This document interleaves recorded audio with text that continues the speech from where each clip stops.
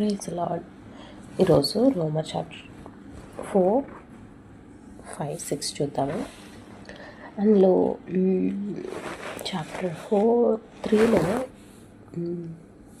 ఒక్కసారి చెక్ చేస్తే ఒకసారి చూడండి. ధర్మశాస్త్రముకు వేరుగా దేవుని నీతి బయలుబడుచున్నది. ధర్మశాస్త్రం వేరు, ఆయన నీతి, కృప, విశ్వాసంలో ఇది వేరు, కంప్లీట్ డిఫరెంట్ అయిపోతుంది. యేసుక్రీస్తునందలి విశ్వాసము మూలము అయి ఉన్నది. మనం వారందరికీ కలుగు దేవుని నీతి అయి ఉన్నది. ఏ భేదమును లేదు, అందరూ పాపం చేసి ఉన్నాడు, దేవుడు అనుగ్రహించు మహిమ పొందలేకపోతున్నారు. కాబట్టి నమ్మువారు ఆయన కృప చేతనే యేసుక్రీస్తునందలి విమోచన ద్వారా ఉచితముగా నీతిమంతులమని తీర్చబడుచున్నాము. ఓకే, ఇక్కడికి వెళ్దాం.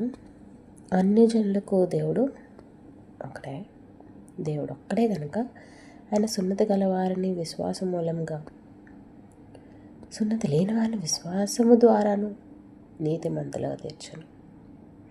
ఫైనల్ స్టేట్మెంట్ ఒకటే, విశ్వాసం ద్వారా ధర్మశాస్త్రం నిరర్థకం చేయదుమా? కాదు.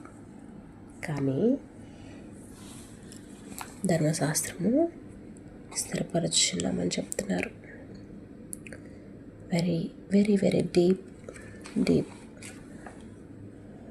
థింకింగ్ మనం చేయాలి.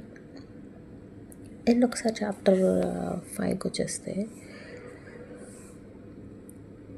ఆయన ద్వారా మనం విశ్వాస మూలం వల్ల ఈ కృప ఎంత ప్రవేశం గల వారమై ఉన్నాం, అందులో నిలిచి ఉండి దేవుని మహిమను గురించి నిరీక్షణ బట్టి అతిశయపడుచున్నాము. అంతేకాదు, శ్రమ ఓర్పు పరీక్ష నిరీక్షణ కలుగు చేయనని ఎరిగి శ్రమలందు అతిశయపడదుము. అంత మంచి మాటలు ఒక్కసారి వాటిని ధ్యానిస్తే మనకి ఓర్పు కలుగుతుంది.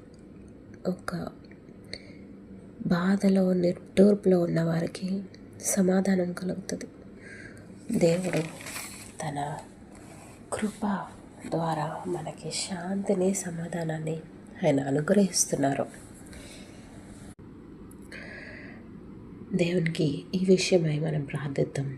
అండ్ దీని కంటిన్యూషన్ నెక్స్ట్ వీడియోలో పోస్ట్ చేస్తున్నాను. Thank you.